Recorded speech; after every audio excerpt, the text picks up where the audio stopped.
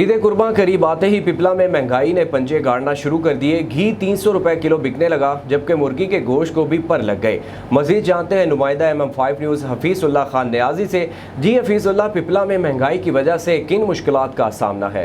जी बिल्कुल, पिपला में महंगाई जो है वो इस वक्त अरूज पर पहुंच चुकी है। अगर हम मुर्गी के गोश्त की बात करें तो वो 330 रुपए किलो में फ़रोख्त किया जा रहा है। अगर हम छोटे गोश्त की बात करें तो वो 1000 रुपए किलो के हिसाब से फ़रोख्त किया जा रहा है। अगर हम सब्जियों की बात करें कि उनकी भी की कीमतें जो हैं वो बहुत ज़्यादा हैं। अगर हम फ्रूट की बात करें तो उनकी कीमतें भी बहुत ज़्यादा बताई जा रही हैं। इस वक्त हमारे पास एक शहरी भी मौजूद है, हम उनसे भी पूछते हैं कि वो इस हवाले से क्या कहते हैं। जी अस्सलाम वालेकुम सर जी, मैं दुकानदार हाँ। आप मार्केट ਦੇ ਵਿੱਚ इतने हालात ख़राब हैं। शहर गाह घिरन आवे उसनों तमेन पहलो दूजे पहले दिहाड़े आवे तो होर चीज़ रेट होना है, दूजे दिहाड़े आवे तो होर रेट होना है।